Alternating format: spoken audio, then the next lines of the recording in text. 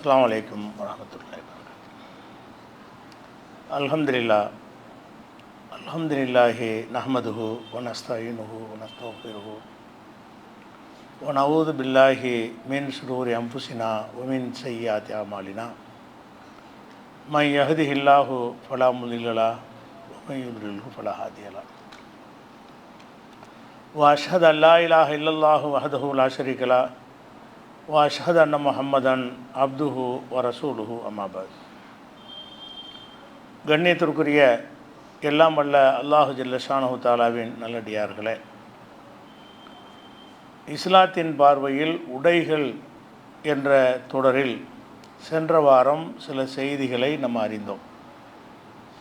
அதில் முக்கியமாக ஆதம் அலைஹிஸ்ஸலாத்து வஸ்ஸலாம் அவர்களை, ஹவ்வா அவர்களை அல்லாஹ் படைத்தவுடனே அவங்களுடைய நிர்வாணத்தை உணராத வகையில் படைத்திருந்தான்.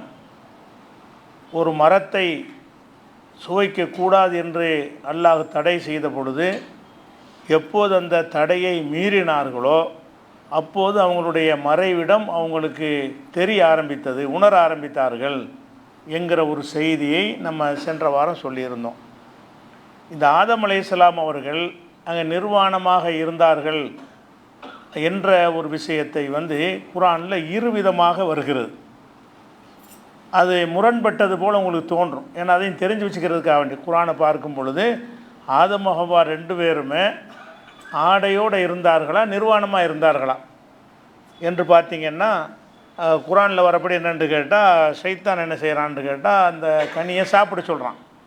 சாப்பிட்ட உடனே இப்போ பதத்து லம்மா தாக்க ஷஜரத்தை, அந்த மரத்தின் கனிகளை அவர்கள் சாப்பிட்ட பொழுது, பதத்துலகுமா சவ்ஆத்துகுமா, அந்த ரெண்டு பேருடைய மறைவிடங்களும் அந்த ரெண்டு பேருக்கும் தோன்ற ஆரம்பித்தது. அல்லாஹ் என்ன வார்த்தையை போடுறான்னு கேட்டால், அவங்களுடைய மறைவிடத்தை பற்றி அவங்கள அப்போ தான் அறிய ஆரம்பிக்கிறாங்க. அதுக்கு முன்னாடி ஒரு குழந்தை மனநிலையில் இருக்கிறாங்க.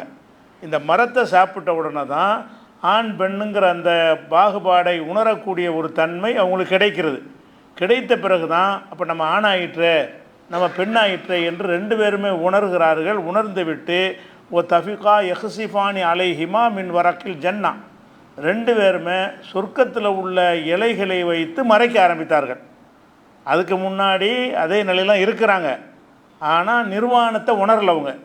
எப்போ இந்த மரத்தை சாப்பிட்றாங்களோ அப்போ தான் என்ன செய்கிறாங்க, நம்ம ஒரு ஆம்பளை, நம்ம ஒரு பொம்பளைன்னு ரெண்டு பேரும் உணர்றாங்க. அதுக்கு முன்னாடி வரைக்கும் ஒரு குழந்தை எப்படி ஆண் பெண் என்ற உணர்வு இல்லாமல் இருக்குமோ அந்த மாதிரி தன்மை உள்ளவர்களாகத்தான் ரெண்டு பேர் இருந்திருக்கிறார்கள் என்பதை இந்த 7வது சூறாவில் 22வது வசனத்தில் இது சொல்லப்படுது. எப்படி வருது, ஃபலம்மா தாக்க ஷஜரத்தை, ரெண்டு பேரும் அந்த மரத்தை சுவைத்த பொழுது, மரத்தைனா மரத்தில் உள்ள கனியை சுவைத்த பொழுது, பதத்துலகுமா சவ்ஆத்துகுமா, ரெண்டு பேருடைய மறைவிடங்களும் அந்த ரெண்டு பேருக்கும் தெரிய ஆரம்பித்தது. இதை சுவைச்ச உடனே தெரியுதுன்னா என்ன அர்த்தம், எப்போவுமே ஏற்கனவே இருந்த மாதிரி தான் இருக்கிறாங்க. இதை சுவைத்த உடனே அவங்களுக்கு அந்த ஆண் தன்மை பெண் தன்மை என்கிற உணர்வு அப்போ தான் ஏற்படுகிறது. ஒருவேளை அந்த மரத்தினால் கூட அது ஏற்பட்டிருக்கலாம், ஆனால் சாப்பிட்ட உடனே ஏற்பட்டுச்சு. பதத்துலகுமா சவ்ஆத்துகுமா, அந்த ரெண்டு பேருடைய மறைவிடங்களும் அந்த ரெண்டு பேருக்கும் தெரிய ஆரம்பித்தது. ஓ தஃபிகா யஹ்சிஃபானி அலைஹிமா மின் வரக்கில் ஜன்னா, ரெண்டு பேருமே சொர்க்கத்தின் இலைகள், அங்கே பெரிய பெரிய இலைகள் இருக்குமோ அதை எடுத்து தங்களை மறைத்து கொள்ள ஆரம்பிச்சிட்டாங்க. அப்போ நிர்வாணங்கிறத உணர்ந்தது அப்போ தான். அதுக்கு முந்தி இதை நிர்வாணமாக தான் இருக்கிறாங்க. நிர்வாணமாக இருந்தாலும் ஒரு குழந்தை எப்படி நிர்வாணத்தை உணராதோ அந்த தன்மையில் அவங்க இருக்கிறாங்க. எப்போ இந்த மரத்தை சாப்பிட்டாங்களோ ஒரு முதிர்ச்சி அடைகிறாங்க. முதிர்ச்சி அடைந்த பிறகு நம்ம ஒரு ஆண், நம்ம பெண்ணு முன்னாடி மறைத்து கொள்ளணும், பொது இடத்தில் மறைத்து கொள்ளணும் அப்படிங்கிற உணர்வு இவருக்கு, அவங்களுடைய மனைவி ஹவ்வா அவங்களுக்கும் அல்லாஹ் ஏற்படுத்துகிறான் என்று இந்த வசனத்திலிருந்து வருகிறது. அதே மாதிரி இதே கருத்தை எல்லாம் என்ன செய்கிறான்னு கேட்டால் இன்னொரு வசனத்துலேயும் சொல்லி காட்டுகிறான். அதில் ஆனால் இதில் என்ன வருதுன்னு கேட்டால் 20வது சூறாவில் 121வது வசனத்துலேயும் இந்த கருத்து வருது. எப்படி வருது, ஃபாக்கலா மின்ஹா, அந்த ரெண்டு பேருமே அந்த மரத்திலிருந்து சாப்பிட்டார்கள். சாப்பிட்ட உடனே பதத்துலகுமா சவ்ஆத்துகுமா, சாப்பிட்ட உடனே அவங்களுடைய மறைவிடங்களை பற்றி அவங்களுக்கு தெரிய ஆரம்பித்தது. வாசகத்தை அப்படி சொல்கிறான், பதத்துலகுமா சவ்ஆத்துகுமா, அவங்களுடைய மறைவிடங்களை பற்றி அந்த அறிவு அப்போ தான் அவங்களுக்கு கிடைக்கிறது. ஓ தஃபிகா யஹ்சிஃபானி அலைஹிமா மின் வரக்கில் ஜன்னா, சொர்க்கத்து இலைகளை வைத்து தங்களை மறைத்து கொள்ள ஆரம்பித்தார்கள்ங்கிற ஒரு விஷயம் 20வது சூறாவில் 121 இருக்குது. இந்த 2 வசனத்தையும் வைத்து பார்த்தீங்க என்று சொன்னால் அவங்க நிர்வாணமாக தான் இருக்கிறாங்க. ஆல்ரெடி அதை உணராமல் தான் இருந்தாங்க. ஆதம் அலைஹிஸ்ஸலாம் படைக்கும் பொழுது ஒரு ஆடையை கொடுத்து அல்லாஹ் படைக்கலை, நிர்வாணமாகத்தான் 2 பேரும் படைக்கப்பட்டிருக்கிறார்கள். அவங்களுக்கு அந்த ஆண் தன்மை பெண் தன்மைங்கிற அந்த தன்மையை கொடுக்காத காரணத்தினால அவங்க அதை உணராமல், ஒரு குழந்தை நிலையில் இருந்து உணராமல் இருக்கிறார்கள் விளங்குறது. எப்போ அவங்க அதை உணர்றாங்கன்னா அந்த மரத்தை சாப்பிட்டோன்னே, எந்த மரத்தை சாப்பிடக்கூடாது என்று அல்லாஹ் தடுத்திருக்கிறானோ அந்த மரத்தை சாப்பிட்ட உடனே தான் ஆஹா நம்ம சாப்பிட்டோன்னே ஒரு உடலில் ஒரு மாற்றம் ஏற்பட்டுருது. அந்த மாற்றம் ஏற்பட்ட உடனே நம்ம ஆண் பெண்ணுங்கிற அந்த வேறுபாட்டை 2 பேர் விளங்குனாங்க. இயற்கையாகவே மறைக்க ஆரம்பிச்சிட்டாங்க. ஒரு ஆண் பெண்கிற வேறுபாடு எப்போ விளங்க ஆரம்பிக்கிறதோ இயற்கையாகவே என்ன செய்யணும், மறைத்து கொள்ளணும் என்கிற அந்த வெட்க உணர்வும் சேர்த்து வந்துவிடும். அந்த மாதிரி வந்தது என்று இந்த வசனம் சொல்கிறது. இந்த 2 வசனத்தில் என்ன வருதுன்னு கேட்டால், நிர்வாணமாக இருக்கிறாங்க. நிர்வாணமாக இருக்கிறவங்க அந்த மரத்தை சாப்பிட்டவுடனே நம்ம நிர்வாணமாக இருக்கிறோங்கிறத உணர்றாங்க. அப்போ தான் அவங்க நிர்வாணத்தை உணர்றாங்க. உணர்ந்த உடனே இலைகளை கொண்டு மறைத்து கொண்டார்கள்ன்ட்டு இந்த வசனம் சொல்லிடுதா. இதே விஷயத்தை வேறொரு இடத்துல சொல்லும்போது இது கொஞ்சம் மாற்றமாக வரும். இந்த மாற்றமாக வர்றதுனால தான் நீங்கள் தெரிஞ்சு வச்சுக்கிற குரானில் முரணாக இருக்குது, இது ஒரு மாதிரியாக சொல்லுது, அது ஒரு மாதிரியாக சொல்லுது நினைக்கக்கூடாதுங்கிறதுக்காக வேண்டி இதுக்கு மாற்றமாக ஒரு வசனம் எப்படி வருதுன்னா 7வது சூறாவில் 121வது வசனத்தில் வருகிறது. வசுவச லஹும ஷைத்தான் அவங்களுக்கு ஒரு வசுவாஸ், அதாவது ஒரு தீய எண்ணத்தை போடுகிறான். ஷைத்தான் என்ன செய்கிறான், 2 பேருக்கும் போய் ஒரு தீய எண்ணத்தை போடுகிறான். எதுக்காக போடுகிறான்னு கேட்டால் யுபுதிய லஹுமா, அந்த 2 பேருக்கும் வெளிப்படுத்தி காட்டுவதற்காக, மா ஊரிய அன்ஹுமா மின் சவ்வாத்திஹிமா, அவங்களுடைய மறைக்கப்பட்ட மறைவிடங்களை அவங்களுக்கு காட்ட வைப்பதற்காக வேண்டி ஷைத்தான் என்ன செய்கிறான், ஒரு வசுவசாக போடுறான். அவங்களுடைய மறைவிடம் இருக்கிறது, அதாவது மறைவிடம்னா மறைக்க வேண்டிய பகுதி, மர்மஸ்தானங்கள், அந்த உறுப்புகளை மறைத்து கொள்ளணும் என்கிற ஒரு விஷயத்திலிருந்து அதை வெளிப்படுத்தி காட்டுவதற்காக ஷைத்தான் ஒரு தவறான எண்ணத்தை போட்டான் என்று இந்த வசனத்திலே வருதா. இதுக்கு மாற்றமாக வரக்கூடிய வசனம் என்னன்னு கேட்டால் 7:27 வசனம். இதில் அல்ல என்ன செய்கிறான்னு கேட்டால், யாபனி ஆதமுடைய மக்களே, லா எஃப்தின் அன்னக்கும் ஷைத்தான் உங்களை சோதனைக்கு உள்ளாக்கி விடக்கூடாது, அதுக்கு இடம் கொடுத்துடாதீங்க. ஷைத்தான் உங்களை சோதித்து பார்ப்பதற்கு இடம் கொடுக்காதீங்க. எது மாதிரி கம அஹரஜ் அபவைக்கும் எனல் ஜன்னா, சொர்க்கத்திலிருந்து உங்களுடைய தாய் தந்தையரை, அதாவது மஹபாவை 2 பேரும் எப்படி வெளியேற்றினானோ அந்த மாதிரி அவனுடைய சூழ்ச்சிக்கு நீங்கள் ஆளாயிராதீங்க. நல்லது சொல்கிற மாதிரி சொல்லி உங்களை எல்லாம் மலக்காயிரும், சாப்பிட்டீங்கன்னா நீங்கள் மலக்காயிருவீங்க, நிரந்தரமாக இங்கே இருப்பீங்க, அதனால் அந்த மரத்தை சாப்பிடுங்கன்னு ஒரு எண்ணத்தை போட்டான்ல. இந்த மாதிரி பொய் வாக்குறுதி கொடுத்து உங்களுடைய பெற்றோர்களை, உங்களுடைய தாய் தந்தையரான ஆதம் ஹவ்வாவை வெளியேற்றது மாதிரி உங்களையும் அவன் வெளியேற்றுவதற்கு நீங்கள் இடம் கொடுத்துடாதீங்க என்று சொல்லிவிட்டு அடுத்த வாசகம் என்ன வருதுன்னா, என்சிவ் அன்ஹுமா லிபாசகுமா, ஷைத்தான் அந்த 2 பேருடைய ஆடைகளையும் கலட்டினான். அப்போ ஆடை அணிந்தார்கள், கலட்டி முரண்பாடாக வருது பாருங்கள். என்சிவ் அன்ஹுமா லிபாசகுமா, அந்த 2 பேருடைய ஆடைகளையும் கலட்டினான். லி யுரியகுமா சவ்வாத்திஹிமா, அவங்களுடைய மறைவிடங்களை அவங்களுக்கு காட்டுவதற்காக வேண்டி அவங்களுடைய ஆடைகளை கலட்டினான் வருது. அப்போ மற்ற 2 வசனத்தில் என்ன வருதுன்னு கேட்டால், அவங்க நிர்வாணமாக இருக்கிறாங்க, இந்த மரத்தை சாப்பிட்ட உடனே நிர்வாணமாக நம்ம இருக்கிறோம் என்பதை உணர்றாங்க. உணர்ந்த உடனே மரத்தின் இலைகளை வைத்து தங்களை மறைத்து கொண்டார்கள் அந்த 2 வசனத்தில் வருகிறது. 7:27 என்ன வருதுன்னு கேட்டால், அவங்க என்சிவ் அன்ஹுமா லிபாசகுமா, அவங்க அணிந்திருந்த ஆடைகளை அவன் கலட்டினான். அப்போ ஏற்கனவே ஆடையோடு இருக்கிறாங்கன்னு வருது. ஆடையை கலட்டினாங்கிற வார்த்தை எதை சொல்லும்னு கேட்டால், ஆடையோடு இருந்தாங்கங்கிறது தான் சொல்லுது. அப்போ என்சிவ் அன்ஹுமா லிபாசகுமா, அவங்க அணிந்திருந்த லிபாஸை, ஆடையை அவன் கலட்டினான். எதுக்காக வேண்டினா அவங்களுடைய மறைவிடத்தை அவங்களுக்கு காண்பிப்பதற்காக வேண்டி ஆடையை கலட்டினான்னு வருது. இப்போ ஆடையை இருந்து கலட்டினான் என்ற வாசகமும், ஆடை நிர்வாணமாக இருந்தார்கள், அந்த மரத்தை சாப்பிட்டவன நிர்வாணத்தை உணர்ந்தார்கள் என்ற வாசகமும் நேர்முரணாக இருக்குது. நேருக்கு நேர் வச்சு பார்த்தீங்க, நேரடி அர்த்தத்தின் பிரகாரம் பார்த்தீங்கன்னா இது சொல்கிற விஷயம் வேறையாக இருக்குது, அந்த 2 வசனங்கள் சொல்லக்கூடிய விஷயம் வேறையாக இருக்குது. அதான் அந்த 2 வசனம் என்ன சொல்லுதுன்னா, நிர்வாணமாக தான் இருந்தாங்க, படைக்கும்போது ஆடையெல்லாம் அவங்கள்ட்ட இருக்கலை, ஆடை இல்லாமல் தான் இருந்தாங்க.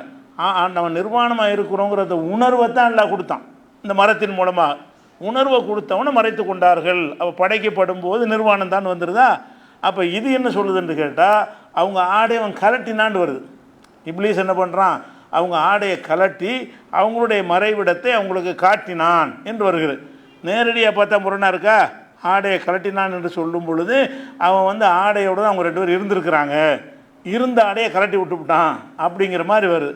அப்போ இது 2 முரண் மாதிரி தெரிஞ்சாலும் நம்ம அல்லாஹ்வுடைய வார்த்தையில் முரண் இருக்காது. அது ஆழமாக கவனமாக சிந்தித்து பார்த்தோம்னு சொன்னால் முரண்பாடு இல்லாத முறையில் 2ஐயும் இணைத்து நம்ம விளங்க முடியும். முரண்பாடு மாதிரி தெரிஞ்சாலும் முரண்பாடு இல்லாத வகையில் அதை விளங்க முடியும். அதான் அவங்களுடைய ஆடையை கலட்டினான் என்று சொன்னால் ஆடை இருந்து கலட்டினான்ற ஒரு அர்த்தத்தில் அது சொல்லப்படலை.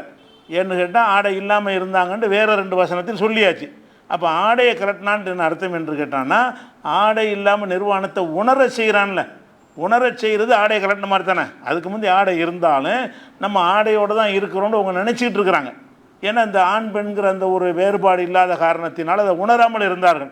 உணராமல் இருந்ததுனால தான் அல்லாஹ் என்ன செய்கிறான்னு கேட்டால் இப்லீஸ் வந்து அவங்க ஆடையை கலட்டி விட்டுட்டான் அப்படின்னு சொன்னான்னு எடுத்துக்கொண்டோம்னு சொன்னால் இது 2க்கும் முரண்பாடு வராது. இது இந்த ஆடை சம்பந்தமாக சொல்லப்பட்ட ஒரு விஷயம்.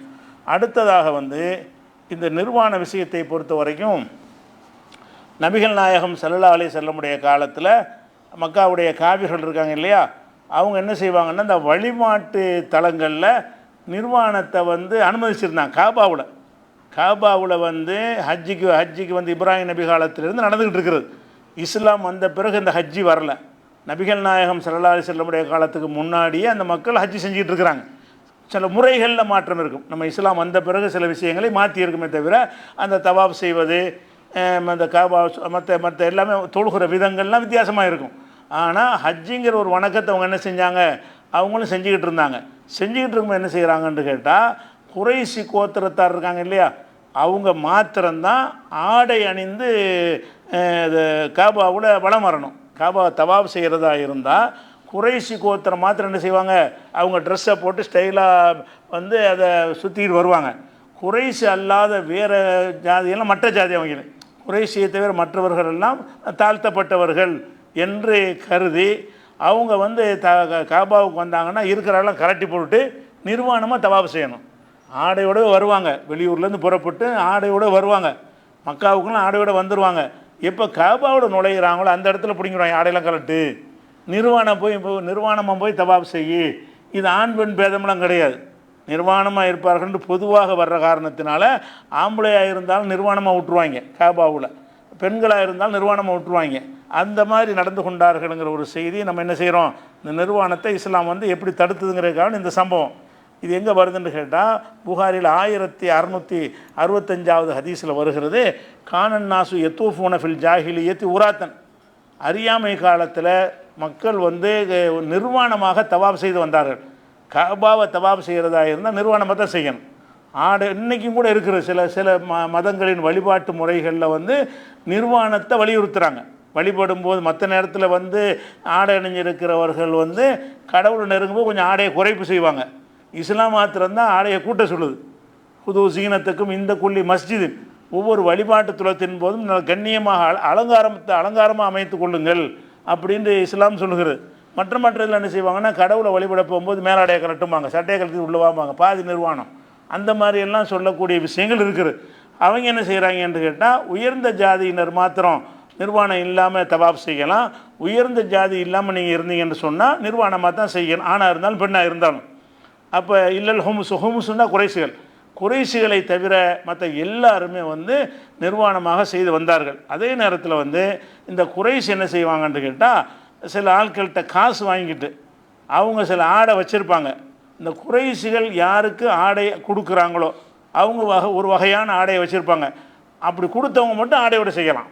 அவன் போட்டுக்கிட்டு வந்த ஆடையை கொண்டு தவாப் செய்யக்கூடாது, நிர்வாணமாக தான் செய்யணும். அது குறைசி என்ன செய்வாங்கன்னு கேட்டால் இல்லைங்க ஏதாவது பார்த்து செய்யுங்க, நாங்கள் ஆடை அணிஞ்சிக்கிட்டு தவாப் செய்கிறோன்னு சொன்னோமே ஆனால் அவன் ஒரு ஆடையை கொடுப்பான், அதுக்குன்னு வச்சுருப்பாங்க சம்பாதிக்கிறதுக்காக வேண்டி. அந்த ஆடை அவன்கிட்டருந்து யார் வாங்கி கொள்கிறார்களோ அந்த ஆடையை அணிந்து கொண்டு என்ன செய்வாங்க, தவாப் செய்வாங்க. அவன்கிட்ட ஆடை யார் கொடுக்கவில்லையோ அவங்க நிர்வாணமாக தான் செய்வாங்க. அவன்கிட்ட ஆடை கொடுக்க விரும்பாட்டாலும் சரி, அல்லது இவங்களை வந்து அது வாங்குற காசு கொடுக்க முடியலன்னு சொன்னாலும் சரி, அவங்க போட்டிருக்கிற ஆடையை அணிஞ்சிட்டு வரக்கூடாது. அவங்க எந்த ஆடையை அணிந்து கொண்டு வந்தார்களோ அந்த ஆடையை கலட்டி வைத்து விட்டு இவங்கள்ட்ட அந்த ஆடையை கெஞ்சுவாங்க, ஏதாவது ஆடையை தாங்க, நிர்வாணமாக வெக்கமாக இருக்குது, நீங்கள் ஒரு ட்ரெஸ்ஸை தாங்கன்னு கேட்பாங்க. அதுக்கு ஒரு காசு வாங்கிட்டு அதை கொடுப்பாங்க. அந்த ஆடை அது சொல்கிறாங்க அப்படி வருதுன்னா காணத்தில் ஹும்சு, இந்த குறைசு கூட்டத்தார்கள் எஹ்தசிபுன் அலன் நாசி, மக்களுக்கு கட்டுப்பாட்டை விதித்து வைத்திருந்தார்கள். அதாவது யோத்திர் ரஜுலுர் சியாப எத்துபியா, ஆண்கள் வந்து ஆண்களுக்குரிய ஆடையை கொடுத்து என்ன செய்வாங்க, தவாப் செய்ய சொல்வார்கள். தோத்தில் மரத்த சியாப, பெண்கள் வந்தாலும் பெண்களுக்கு பெண்கள் ஒரு பக்கம் உட்காந்துருப்பாங்க. ஆடை கேட்டால் குறைசி பெண்கள் ஆடையை கொடுப்பாங்க. பொம்பளையும் நிர்வாணமாக இருந்தாங்கன்னு இதில் விளங்குறது. பெண்கள் என்ன செய்வாங்கன்னா நிர்வாணமாக தான் இருப்பாங்க. அது குறைசிட்ட கெஞ்சுவாங்க. குறைசிகள் தான் அந்த காபாவுடைய நிர்வாகி. காபாவுடைய நிர்வாகம் குறைசிகையில் இருக்குது.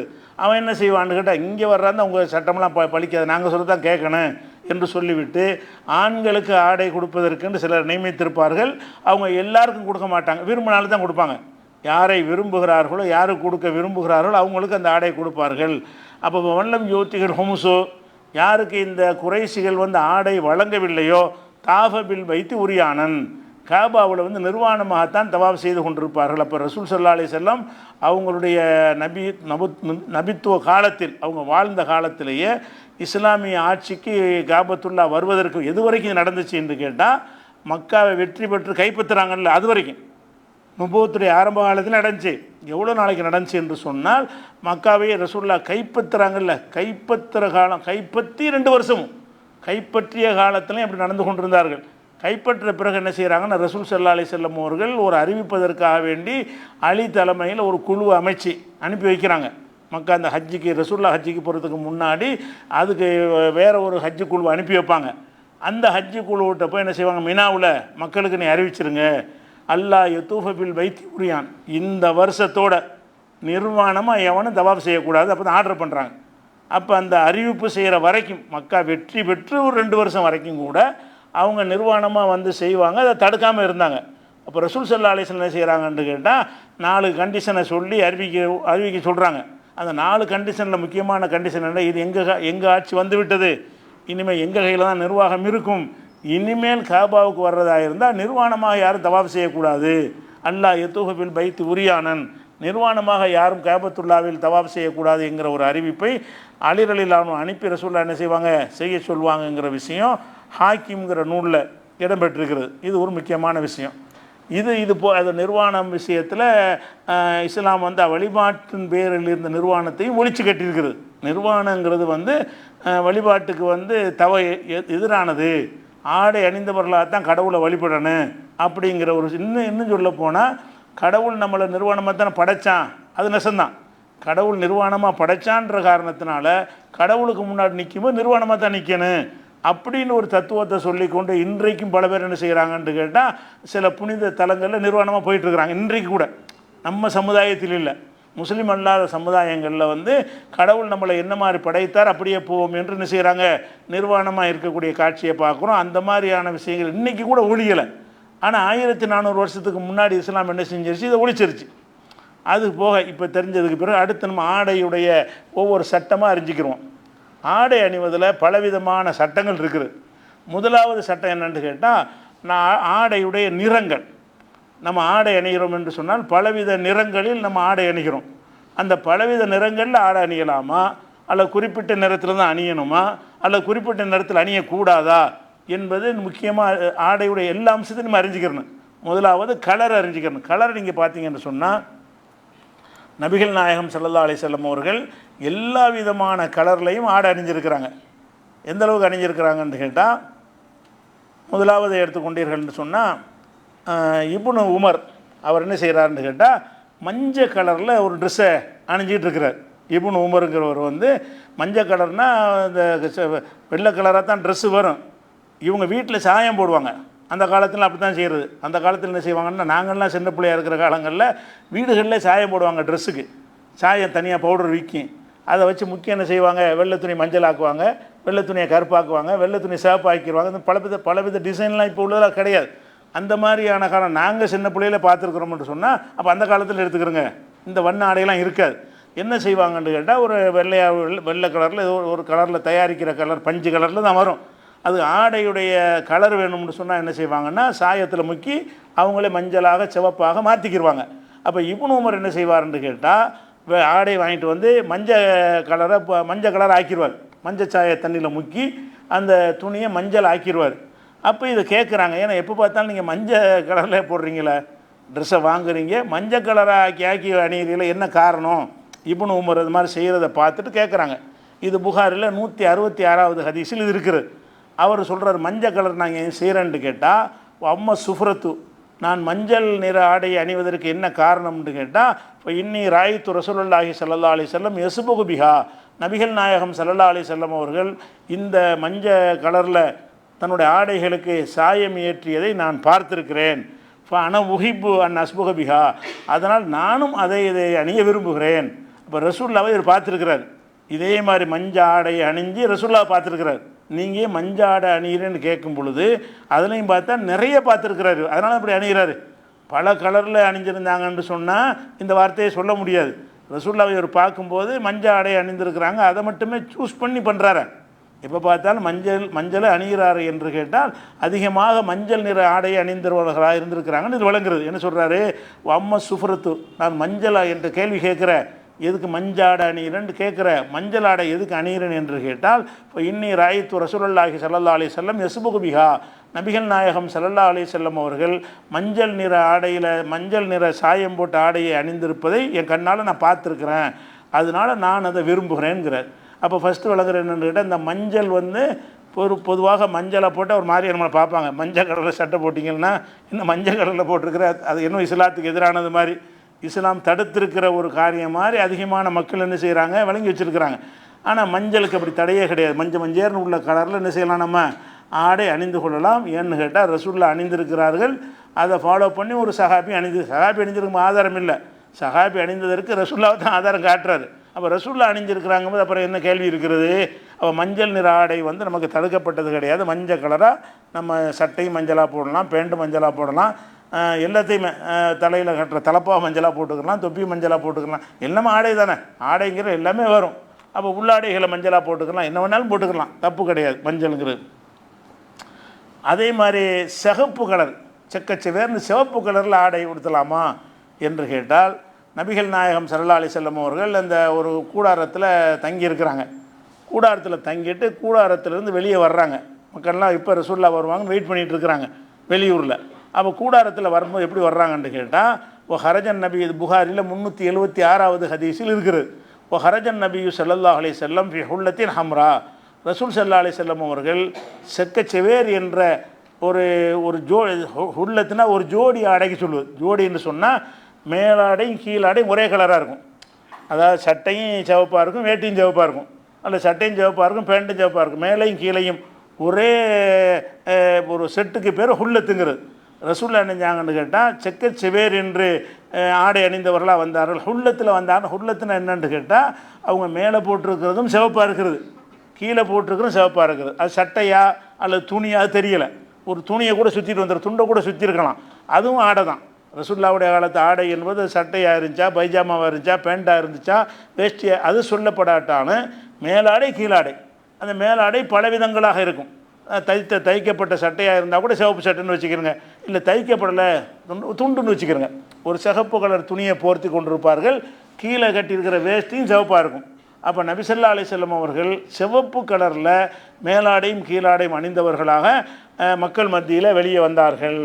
அப்போ ஒரு ட்ரெஸ் எடுத்துக்கொண்டு மக்கள்லாம் வெயிட் பண்ணிகிட்டு இருக்கிறாங்க. அவங்க மக்கள் மத்தியில் காட்சி தருவதற்கு எந்த நேரத்தில் வர்றாங்க, சிவப்பு கலரில் போட்டுட்டு வர்றாங்க. சிவப்பு கலரும் போடலாம், ஆனால் சிவப்பு கலர் நம்ம போட்டால் ஒரு மாதிரியே பார்ப்பாங்க, என்ன இது நாடக நடிகர் மாதிரி சிவப்பு கலரில் சட்டையை போடுறீங்கன்னு கேட்பாங்க. ஆனால் ரசூலுல்லாஹ் போட்டிருக்கிறாங்க. சிவப்பு கலர் இஸ்லாத்துக்கு எதிரானது கிடையாது. அதே மாதிரி இது புகாரில் 376 அதே புகாரில் 3823வது ஹதீஸில் வருகிறது. ரசூல் ஸல்லல்லாஹு அலைஹி வஸல்லம் அவர்களுக்கு அன்பளிப்பாக கொஞ்சம் ஆடை வருகிறது. அன்பளிப்பாக இப்போ நாட்டு மன்னர்கள் ஏதாவது கொடுத்து விடுவாங்க ஏழைகளுக்கு விநியோகம் செய்வதற்காக வேண்டி. அப்போ ரசூல் ஸல்லல்லாஹு அலைஹி வஸல்லம் என்ன செய்கிறாங்கன்னா, நிறைய ஆடைகள் ஒரு குவியலாக இருக்கிறது. எதுக்காக வந்திருக்குன்னு கேட்டால், மக்களுக்கு வழங்குறதுக்காக வேண்டி. மக்களுக்கு வழங்குறதுக்காக பணக்காரங்க கொடுத்துருப்பாங்க, அல்லது அந்நிய நாட்டில் உள்ள சின்ன சின்ன அரசர்கள் அன்பளிப்பாக கொடுத்துட்ருப்பாங்க. ஏதோ ஒரு வகையில் ஏழைகளுக்கு கொடுப்பதற்காக வேண்டி ஒரு ட்ரெஸ்ஸு குவியல் இருக்கிறது. அதில் ஃபீஹா ஹமீசத்தும் சவுதா, அதில் கருப்பு நிற சின்ன சட்டை. ஹமீசத்துனா இது வரைக்கும் உள்ள சட்டை, இடுப்பு வரைக்கும் இருக்கும்ல, இடுப்பு வரைக்கும் போடுற சட்டை, அவங்களோட அதில் ஒரு கருப்பு கலரில் ஒரு சட்டை ஒன்று இருந்துச்சு. சகீரத்துன் சின்னதாக வர சின்ன பெரிய ஆள் போட முடியாது. அந்த அந்த அந்த ட்ரெஸ்ஸில் வந்து கருப்பு கலரில் ஒரு சட்டை இருக்குது. அந்த சட்டை வந்து சகீரத்துன் சின்னதாக இருந்துச்சுன்னு சொன்னால் பெரிய ஆளுக்கு போட முடியாது. சின்ன பிள்ளைகள் போடுற மாதிரியான ஒரு அடிப்படையில் ஒரு சட்டை இருக்குது. அப்போ ரசூலுல்லாஹ் செய்கிறாங்க, அந்த சட்டையை எடுத்து காட்டி, நல்லா பார்க்குறதுக்கு நல்லா இருக்குது அந்த சட்டை. அந்த சட்டையை எடுத்து மக்கள்கிட்ட காட்டி சொல்கிறாங்க, மண் தரவுன அன் நக்ஸோ ஹாதிஹி, இந்த சட்டையை நான் யாருக்கு கொடுப்பேன் நீங்கள் நினைக்கிறீங்கன்னு கேட்குறாங்க. இந்த சட்டையை நான் ஒரு ஆள் கொடுக்க போகிறேன், நான் யாருக்கு கொடுப்பேன்னு நீங்கள் சொல்லுங்கள் பார்ப்போம் அப்படிங்கிறாங்க ரசூல் ஸல்லல்லாஹு அலைஹி வஸல்லம். அது எப்படி மக்களுக்கு தெரியும்? ரசூலுல்லாஹ் நினைக்கிறது மக்களுக்கு தெரியுமா? யாருக்கு கொடுக்க போகிறோன்னு எல்லாம் மௌனமாக இருக்கிறாங்க, இன்னாரும் கொடுப்பீங்கன்னு சொல்ல முடியாது. அப்போ ரசூலுல்லாஹ் என்ன செய்கிறாங்கன்னு கேட்டால், உம்மு ஹாலிதுன்னு ஒரு சிறுமி, உம்மு ஹாலிதுன்னு இந்த ஹிஜ்ரத்துலாம் போயிட்டு வந்த ஒரு சிறுமி இருக்கிறாங்க. அந்த சிறுமி என்ன செய்கிறாங்கன்னா, அவங்களே இந்த குடும்பத்தார் வந்து தூக்கிட்டு வந்திருக்கிறாங்க. உம்மு ஹாலிதை சின்ன பிள்ளை, பொம்பளை பிள்ளை, சிறுமி ஒன்று அவங்க பெற்றோரோடு வந்திருக்கிறாங்க. அப்போ ரசூலுல்லாஹ் என்ன செய்கிறாங்கன்னா, அந்த சிறுமியை கொண்டு வாங்க, இங்கே உம்மு ஹாலிதுங்கிறவங்கள என்கிட்ட கொண்டு வாங்கங்கிறாங்க. அவங்கள தூக்கி ரசூலுல்லாஹ் கிட்ட வர்றாங்க. வந்தோன்னு என்ன செய்கிறாங்கன்னா, அந்த கமீசத்தை சின்ன சட்டை எடுத்து ரசூல் ஸல்லல்லாஹு அலைஹி வஸல்லம் அந்த சிறுமிக்கு அணிவிக்கிறாங்க. ஃபஹதல் ஹமீசத்தை பியதிஹி ஃபல்பசகா, தன்னுடைய கையால் அந்த ஆடை எடுத்து அந்த சின்ன பிள்ளை தானே சிறுமிக்கு அணிவிக்கிறார்கள். அணிவிச்சு என்ன செய்கிறாங்கன்னா, ஒக்கால அப்ளி வாகலுக்கு நல்லா போட்டு என்ன செய்யி இத்து போகிற அளவுக்கு நீ அணிஞ்சிக்க, நீண்ட காலத்துக்கு இதை பயன்படுத்திக்கங்கிற அர்த்தம். அதுக்கு இற்று போகும் அளவுக்கு இதை நீ நல்லா பயன்படுத்திக்க என்று சொல்லிவிட்டு அணிவித்தார்கள். அந்த ஆடையில் காணபிக அளமும் நகலரோ அவஸ்வரும், அந்த ஆடை வந்து கருப்பு நிற ஆடையாக இருந்தாலும் அதில் வந்து பச்சை கலரில் கோடுகள் இருந்துச்சு, பச்சை கோடு போட்ட கருப்பு ஆடை.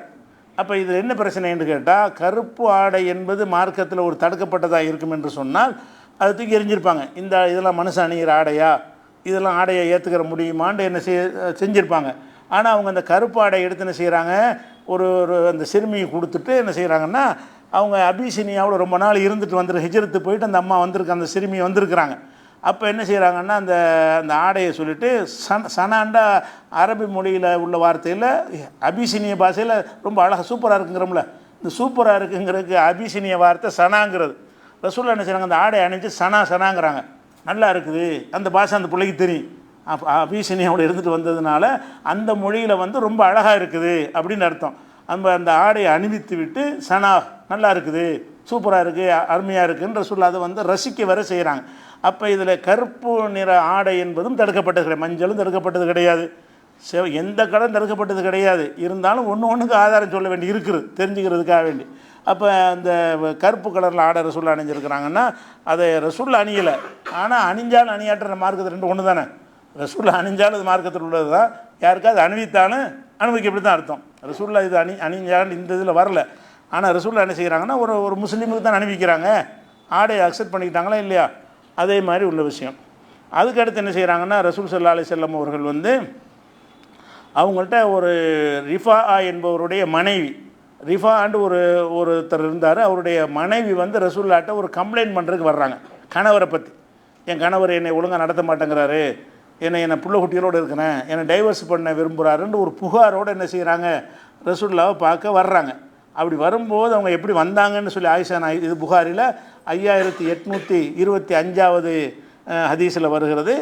அலைஹா ஹிமாருன் அஹ்லரும், அந்த ரிஃபாவுடைய மனைவி வந்து பச்சை நிற முக்காடு போட்டுக்கொண்டு வந்தார்கள். தலையில் முக்காடு போடுவாங்கள்ல, இந்த முட்டாக்குங்கிறாங்கல்ல, அந்த ஹிஜாப்னு இப்போ சொல்லிக்கிட்டு இருக்கிறாங்கல்ல, அந்த இது என்ன கலரில் இருக்குன்னா பச்சை கலரில் போட்டுக்கொண்டு வந்தார்கள் இருக்குது. அப்போ பச்சைங்கிற ஒரு கலரும் அனுமதிக்கப்பட்ட கலர் தான். ரசூலுல்லாஹ்ட்ட வர்றாங்க, இந்த கலர்லாம் போடுற, இந்த கலரில் ஆடையை போடலாமான்னு கேட்கலாம்ல. அப்படி ரசூல் ஸல்லல்லாஹு அலைஹி வஸல்லம் அவர்கள் கேட்கல. இன்னும் சொல்ல போனால் ரசூல் ஸல்லல்லாஹு அலைஹி வஸல்லம் அவர்கள் அவங்களே பச்சை நிற ஆடை அணிந்து உரை நிகழ்த்துகிற சம்பவம்லாம் இருக்குது.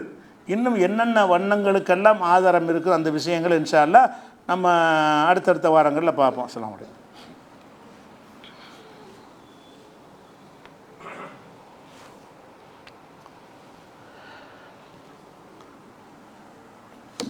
அன்பிற்குரிய சகோதர சகோதரிகளை, கடந்த சில நாட்களுக்கு முன்னால் பெங்களூருடைய அந்த கிரிக்கெட் அணி ஜெயித்து விட்ட காரணத்தினால பெங்களூரில் ஒரு பெரிய வரவேற்பு, அந்த கிரிக்கெட் வீரர்களுக்கு வரவேற்பு நடத்தப்படுகிறது. அதில் 32,000 பேர் அமரக்கூடிய அந்த அரங்கத்துக்குள்ளே லட்சக்கணக்கான மக்கள் அனுமதி கொடுத்து கூட்ட நெரிசலில் ஒரு 11 பேர் இறந்துட்டாங்க. அந்த அந்த விழாவை கொண்டாடுறோங்கிற பேரில் 11 பேர் இறந்து விட்டார்கள்ங்கிற ஒரு செய்தி நீங்கள்லாம் படிச்சிருப்பீங்க. அது முக்கியமில்லை. முக்கியமான ஒரு விஷயம், இந்தியர்களுடைய ஒரு மனப்பான்மையில் நம்ம சில மாற்றங்களை கொண்டு வர வேண்டி இருக்கிறது. என்ன விஷயம்னு கேட்டால், ஒரு விளையாட்டில் இந்தியா பாகிஸ்தான் ஒரு கிரிக்கெட் விளையாடுறது வைங்க, இந்தியா ஜெயிச்சிட்டான்னு வைங்க. இந்த மக்கள் என்ன நினைக்கிறாங்கன்னா, இந்திய நாடே ஜெயிச்சா நினைக்கிறாங்க. 7 பேர் விளையாடுறாங்க, இந்த 7 பேர் ஜெயிச்சிட்டான்றது சாதாரண ஒரு அர்த்தத்துக்கு என்ன செய்கிறாங்கன்னா, இதை இந்தியா போய் பாகிஸ்தானே பிடிச்சிக்கிட்ட மாதிரி இந்தியா ஜெயித்து விட்டுதுங்கிறாங்க. பாகிஸ்தான் ஜெயிச்சுன்னு வைங்க, பாகிஸ்தான் நாடு நம்மளுடைய ஒரு ஜானையாவது பிடிச்சிருப்பானா? 7 விளையாட்டு வீரர்கள் 8 விளையாட்டு வீரர்கள் வந்து விளையாடுறாங்க. அந்த 8 விளையாட்டு வீரர்களுடைய ஒரு திறமைன்று சாதாரணமாக எடுத்துக்கிறத விட்டுட்டு, இந்த விளையாட்டில் இந்தியா ஜெயித்தால் என்ன இந்தியாவுக்கே ஒரு பாகிஸ்தான் கிடைச்சிட்ட மாதிரி, அப்போ பாகிஸ்தானுக்கே இந்தியா கிடைச்சிட்ட மாதிரி அவங்க அப்படி தான் இருக்கானுங்க. அப்போ ஒரு விளையாட்டில் ஒன்று ஜெயிக்கிறத வந்து என்ன மாதிரி எடுத்துக்கணுங்கிற ஒரு புத்தி இந்திய மக்களுக்கு இல்லை. எந்த விஷயத்தில் எடுத்துக்கொண்டா, கிரிக்கெட்டில் ஜெயிச்சானா பெங்களூர் அணி ஜெயிச்சா பெங்களூர் வந்து இந்தியாவெல்லாம் கைப்பற்றிக்கிட்டான்னு அர்த்தமா? பெங்களூருக்கு என்ன கிடைச்சி? கர்நாடகாவுக்கு தான் என்ன கிடைச்சி? அதனால் இவங்க ஜெயித்ததுனால கர்நாடக மாநிலத்துக்கு என்ன கிடைச்சி? ஒன்றும் கிடைக்கல. பெங்களூருக்கு தான் என்ன கிடைச்சிச்சு? ஒன்றும் கிடைக்கவும் இல்லை. அப்போ இந்த அற்பமான இந்த பேருக்காக வேண்டி என்ன செய்கிறாங்கன்ற அந்த விளையாட்டை வந்து விளையாட்டாக பார்க்காம, அது என்னமோ நடந்த மாதிரி நடக்காத ஒரு அப்படி போலியாக அப்படி தான் நம்ம ஆக்கி வச்சுருக்கிறாங்க. இந்தியருடைய மனநிலை என்னன்னு கேட்டால், போலியான ஒரு இதுகளில் வந்து மயங்கி போகிறது. ஒருத்தன் அந்த வேடாண்டு ஒருத்தன் அதை பாட்டு படிக்கிறானா, அவனை பிடிச்சிட்டு பில்டப் கொடுக்குறாங்க. ஒரு பாட்டு படிக்கிறான், ஒரு புரட்சி செஞ்ச மாதிரியும் நாட்டை புரட்டி போட்ட மாதிரியும். அவனை ஒருத்தன் வேடாண்டு ஒருத்தன் வந்து நாட்டுப்புறத்துக்கு இலையில் அது படிக்கிறான் போல இருக்குது, படிக்கிறான் ஆடுறான்னா ஒரு அதை வந்து ரசிக்கிறதுக்கே முடியல. ஆனால் அவங்க என்ன செய்கிறாங்கன்னா, அதை வந்து அதான் எந்த முகநூலை திறந்தாலும் அதான் டாபிக் என்னது.